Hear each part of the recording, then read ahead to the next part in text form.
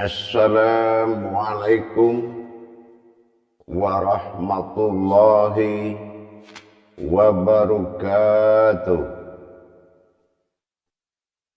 Alhamdulillahi rabbil alamin. Assalatu wassalamu ala asrafil anbiya'i wal mursalin Sayyidina wa maulana Muhammadin. Ashhadu an la ilaha illallah wa ashhadu anna Muhammadar Rasulullah. Allahumma salli ala Sayyidina Muhammadun musyabbihil wal ikram ya wal jalil wal ikram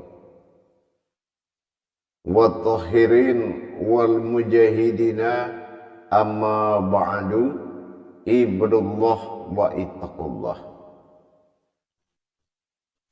Bersyukur kita kehadirat Allah dengan mengucapkan alhamdulillahi rabbil alamin di atas segala rahmah, nikmat, hidayah, serta dengan izin dan ridhonya jugalah kita dapat menjalankan amanahnya, beramal dan beribadah zahir batin dunia dan akhirat. Bersalam kita tidak akan pernah kita lupakan. Marilah sama-sama kita sampaikan kepada junjungan kita Nabi Allah, Nabi al-akhirul zaman, Rasulullah Muhammad sallallahu alaihi wasallam.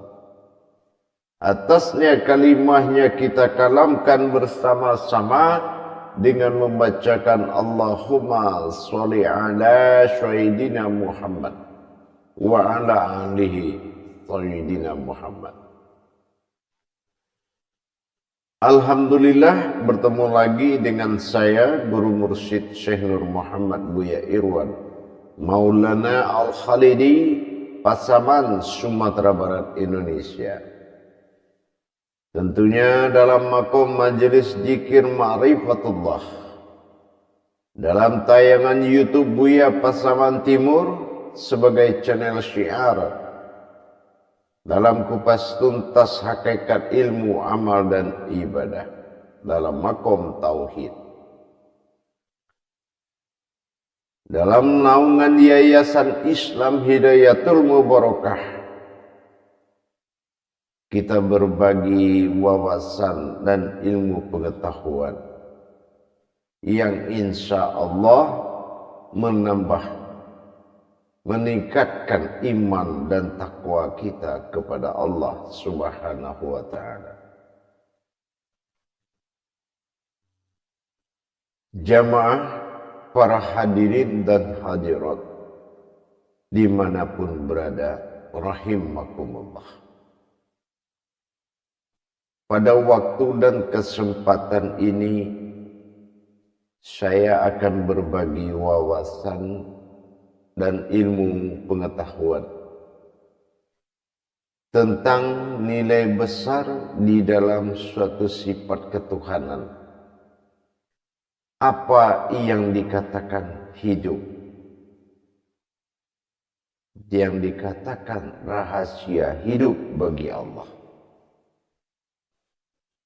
Apa yang dikatakan yang sebenar-benar hidup di mata Allah.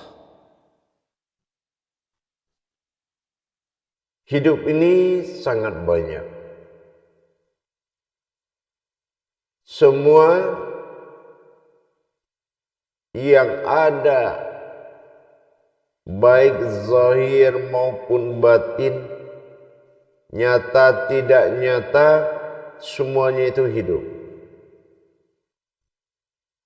Sampai terhadap sebuah benda pun hidup.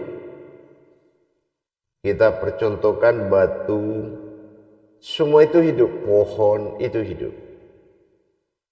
Tetapi yang dimaksud oleh Allah, hidup atau kehidupan dan yang menghidupkan ini bersumber dari hayatnya Allah.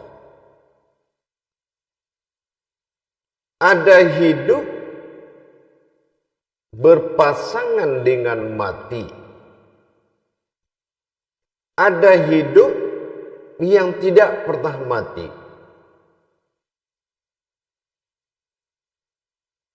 Ini juga harus kita bisa memilah-milah. Manusia adalah kodrat yang hidup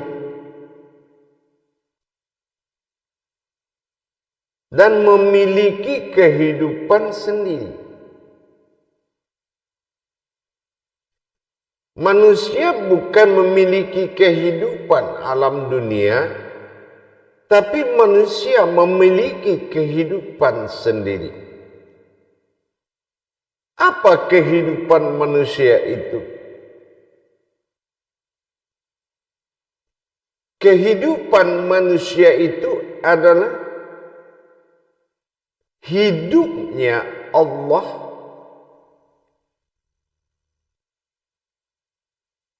Jadi manusia itu adalah kehidupan Allah.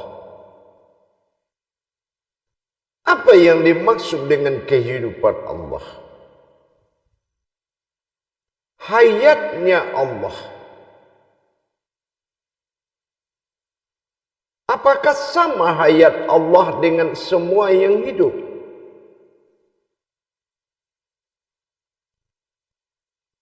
Hayat Allah apakah sama dengan hayat sekalian alam? Ada hayatihi, ada hayatuhu, ada hayat. Apakah itu sama? Apakah memang kehidupan manusia itu adalah sesuatu kehidupan atau hidup?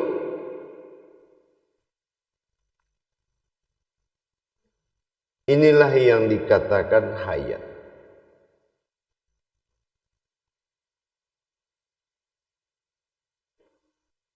Di dalam hukum kehidupan ada yang hidup, di dalam yang hidup ada yang menghidupkan. Hayat, hayyun, qayyum. Yang dikatakan hidupnya Allah ini adalah hayat, bukan golongan dari ruh.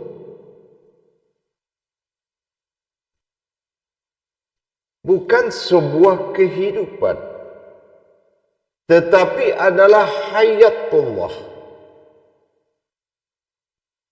Apa yang dikatakan hayatullah? Orang yang hidup dari kekuatan wujud Allah, berwujud pada yang hidup, bermaujud pada kehidupan dalam satu kodrat. Ini adalah mengandung arasnya Allah. Arasnya Allah yang akan bangkit dikala seseorang menunaikan hakikat kepada Allah. Sehingga timbullah hidupnya Allah, yaitu yang dikatakan ruhani. Hidupnya manusia itu bukan hidupnya ruh, bukan hidupnya napas, tetapi itu adalah kehidupan kemanusiaan yang berhayat kepada alam. Tapi manusia adalah hayatnya Allah.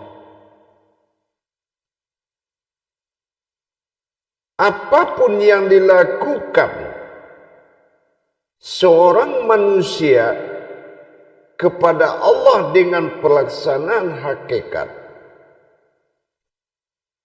maka dia telah memperpanjang hidupnya, menghidupkan dirinya. Dia beribadah, menghidupkan dirinya. Dia berilmu, dia menghidupkan dirinya. Dia beramal, dia menghidupkan dirinya. Karena hidup manusia itu adalah hayat dari Allah. Manusia itu hayat. Hayat adalah sifat ketunggalan Allah. Sifat ketunggalan Tuhan dalam berwujud kepada Allah, dalam berkodrat kepada Muhammad. Ini adalah ketunggalan. Boleh ada batin, boleh ada sir, boleh ada nur, zat. Semua itu tanpa ada Allah, tanpa ada wujudnya, belum dikatakan itu sebuah hayat. Belum dikatakan sesuatu itu hidup. Jadi yang dikatakan hidupnya Allah adalah hayat. Hayat itu adalah sesuatu yang tidak bersekutu kehidupannya dengan apa yang dinobatkan dalam ciptaan terhadap makhluk dan alam. Mendapatkan hidupnya Allah, hidup di matanya Allah, adalah hidupnya hakikat pada diri. Hidupnya di mata Allah, hidupnya hakikat pada diri.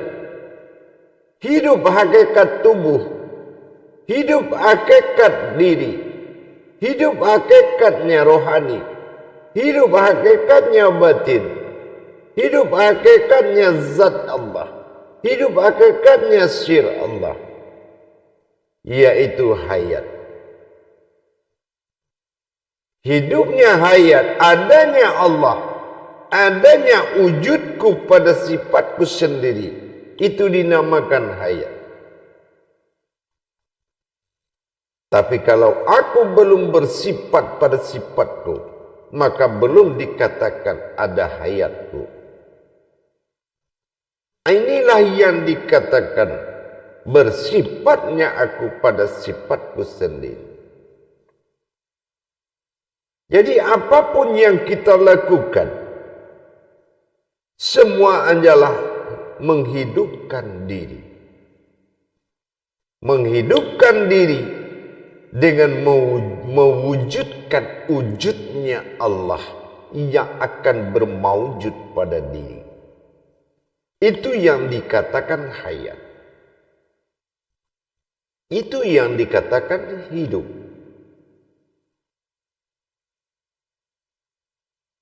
Kalau kita melihat kepada keberadaan kehidupan, kehidupan Allah adalah keinsanannya pada sekalian alam. Tapi kehidupan Tuhan adalah berkodrat pada sifat Allah. Dan kehidupan Tuhan itu adalah berwujud dan perwujudan. Berbeda dengan kita melihat sebuah yang hidup. Kehidupan tidak akan sama dengan yang hidup. Dan hidup adalah suatu kodrat yang dihidupkan. Hayyun.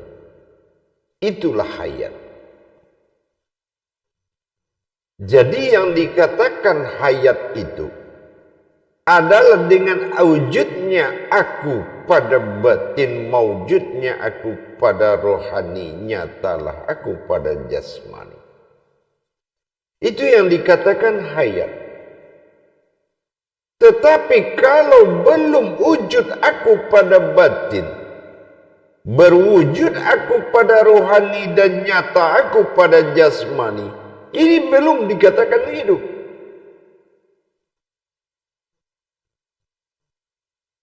Belum terlihat yang tidak pernah dilihat itu. Berusul kepada tidak terlihat. Berawal pada rasa, maka terlihat pada yang nyata. Ini yang dikatakan hayat.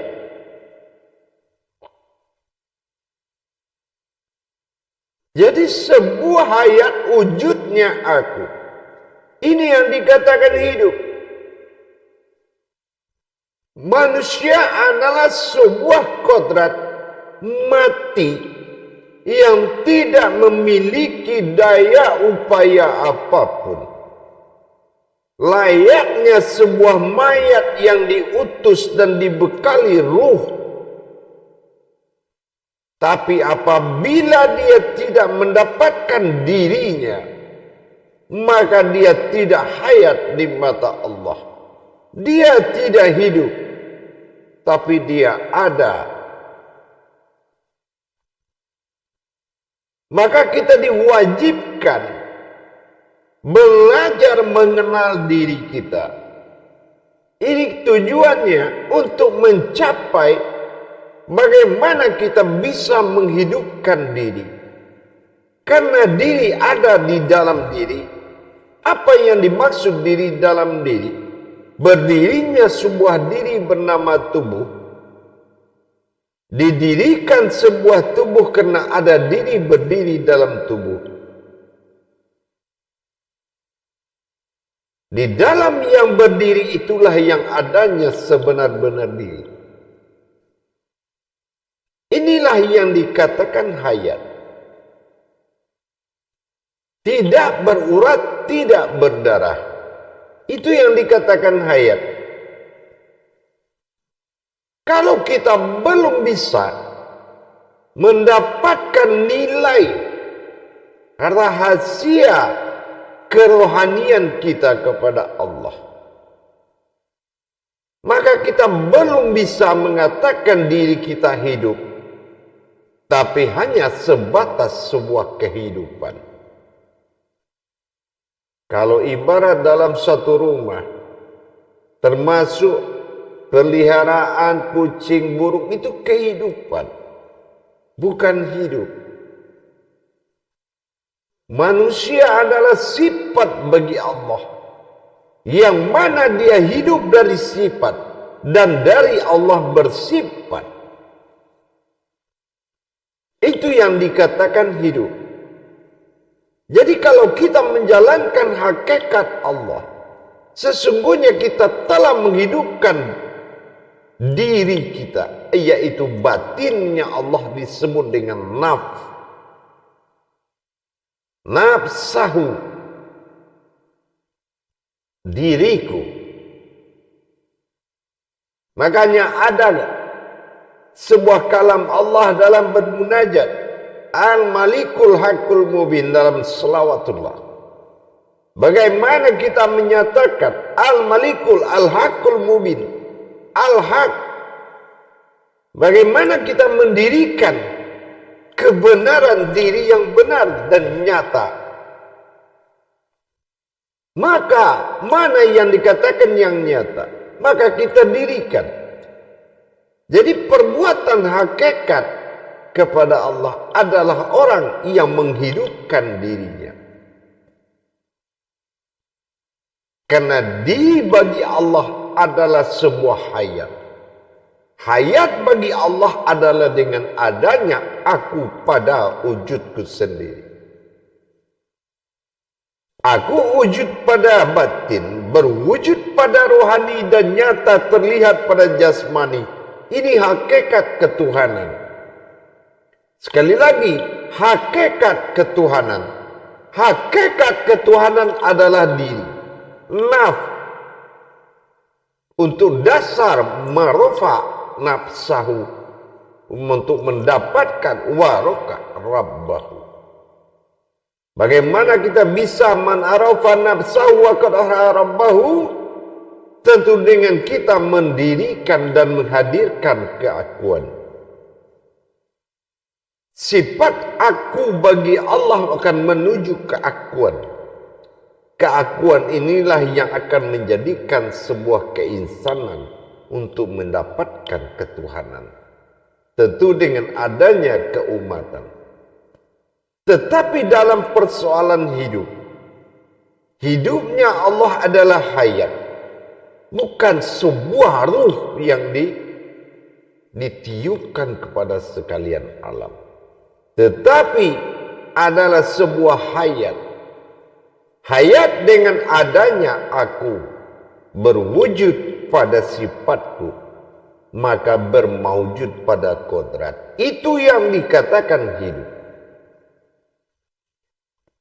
Jadi kalau kita belum menjalankan hakikat hidup hayatnya Allah, maka dikatakan itu belum hidup. Orang yang hidup dalam hidup adalah tujuan utama.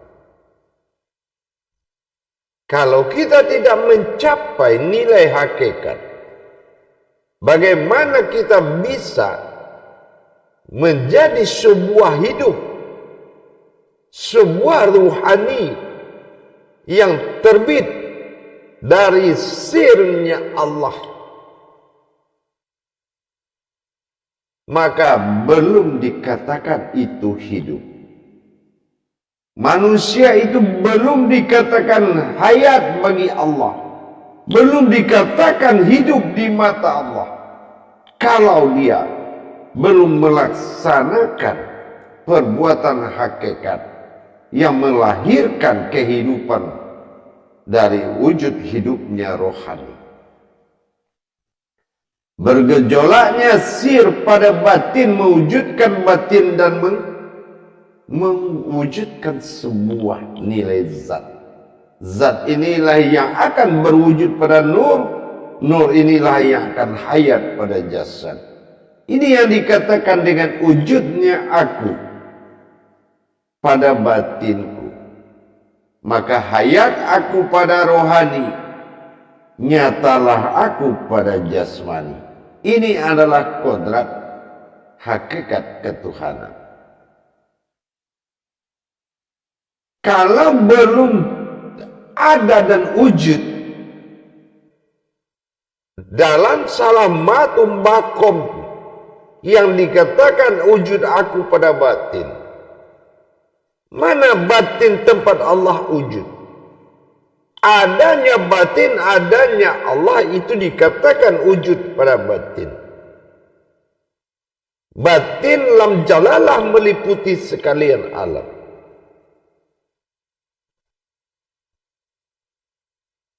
Disinilah terjadinya hayatnya Allah, berdirinya wujud Allah, sir alif natijah, berbentuk nur kasih terlihat alif nyata.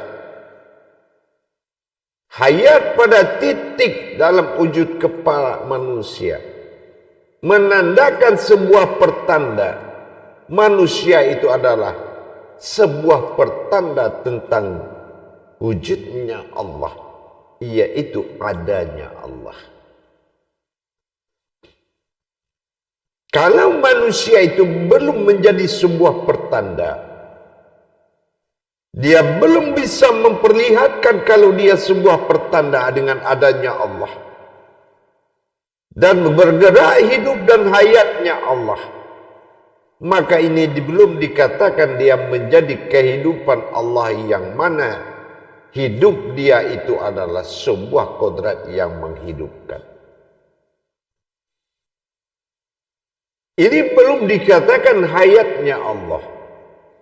Karena hayatnya Allah itu dengan adanya Allah. Ini yang dikatakan hidup. Semua manusia diciptakan dari mayat. Laksana Adam diciptakan dari tanah. Itu namanya diciptakan dari tanah. Maka disebut dengan kodrat mayat. La haula wa la quwata illa billah. Tapi barang siapa yang mencapai titik nilai batin, yaitu disebut dengan naf atau diri, maka dia telah menjadi hidupnya Allah dan berwujud dalam kehidupan Allah yang ada di antara dua kehidupan langit dan bumi. Ini yang dikatakan diri lam jalalahu. Inilah hayat. Hayat adalah adanya Allah berwujud pada diri. Yang mana diri lam jalalah bukanlah sifat tapi batin yang bergejolak dengan aras. Aras berwujud kepada alif sir pada batin ini disebut dengan hayat. Kalau belum nyatanya ada Allah pada batin, berwujud Allah pada rohani, nyata Allah pada jasmani, ini belum menyatakan hidup. Ini kodrat, bukan sifat tapi kodrat. Sudahkah kita menjadi kodrat hayatnya Allah? Kalau belum kita menjadi kodrat hayatnya Allah, ini belum hidup namanya. Dia itu masih mati di mata Allah. Dia masih mati di mata Allah. Hidup di mata manusia belum tentu hidup di mata Allah. Karena hidup di mata Allah itu adalah hayat. Hayat adalah sesuatu yang hidup yang tidak bersekutu, yang tidak bersekutu dengan apa yang dikatakan di langit dan di bumi, dan tidak bersifat berurat dan berdarah. Ini adalah hayatnya Allah. Sudahkah di tubuhnya ada yang dikatakan zat? Sudahkah di wujudnya sudah dikatakan batin Allah? Sudahkah di nyawanya sudah berdiri sirnya Allah?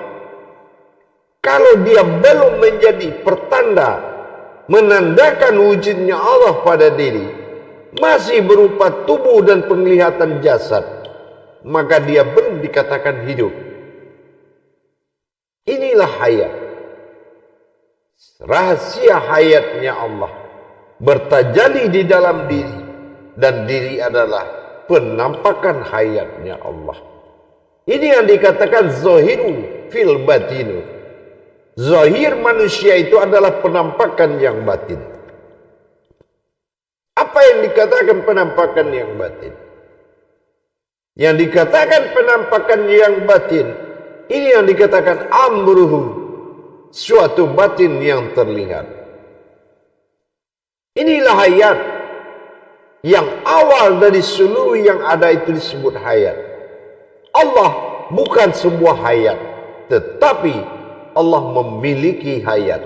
Apa hayatnya Allah? Adanya aku. Itu hayatnya Allah. Tapi belum nyata adanya aku pada diri, belumlah menjadi hayatnya Allah. Maka kita harus berusaha. Bagaimana kita bisa mengenal diri? Mana diri yang dikenal? Sampai pada masa mengenal sesuatu yang berdiri. Mengenal diri bukan artinya berkenalan dengan diri. Mengenal diri akan terjadi kehilangan diri. Dan kehilangan diri inilah yang akan mempertemukan dengan sesuatu yang berdiri. Inilah tauhid ilahiyah. Inilah tauhid ketuhanan. Manusia adalah terjadi tauhid ketuhanan. Kalau persoalan diri dan Tuhan belum bertauhid, belum nyata pada syahadat, belum menjadi sebuah hayat, syahadat menyatu, syahadat langsung, ahad menjadi satu. Belum dia menjadikan pertanda satunya Allah. Apapun yang dia lakukan adalah perintah tanpa ilmu. Apapun dia ucapkan, kalam tanpa nyata. Apapun yang dia jadikan, kata tanpa ada. Maka kita tingkatkan ilmu, kita tingkatkan wawasan, kita tingkatkan ibadah, agar tercapai sesuatu yang menghidupkan diri. Karena semua perbuatan hakikat kepada Allah adalah dalam rangka menghidupkan diri. Insya Allah, mari kita meningkatkan iman dan takwa kita untuk mencapai tauhid kepada Allah. Insya Allah. Tanpa kita mempelajari syariat, hakikat syarikat, ma'rifat, tauhid, tasawuf, tanpa kita mempelajari segala bentuk ketajalian rohani kepada Allah, maka kita belum dikatakan hidup. Maka capailah. Mari kita tingkatkan kualitas diri kita untuk mendapatkan kualitas ibadah. Tentu dengan meningkatkan kuantitas diri kita. Insya Allah. Ingat, manusia itu adalah kehidupan Allah yang hidup. Dan manusia itu adalah kekuatan Allah yang melihat kehidupan. Dan manusia adalah Jalalain yang menyatakan alam Allah yang ada di antara dua alam. Askornya semua alam. Tempat kiblat, tempat berhadapan, tempat memuja semua alam. Manusia adalah kiblat dari semuanya. Maka tingkatkanlah pemahaman, tingkatkanlah tauhid diri kita. Sesungguhnya tidak ada yang hidup di mata Allah kecuali orang yang menjadi hayatnya Allah dengan adanya Allah pada diri. Insya Allah. Mudah-mudahan meningkatkan keimanan tauhid, lebih lagi meningkatkan derajat kita. Tauhid adalah perjalanan. Tauhid adalah perjalanan iman. Yang mana iman akan menentukan siapa Tuhan. Barakallahu ya karim. InsyaAllah. Mudah-mudahan dengan kita selalu belajar meningkatkan tauhid, maka kita akan dapat menikmati sesuatu yang sebenarnya dari sesuatu yang berdiri.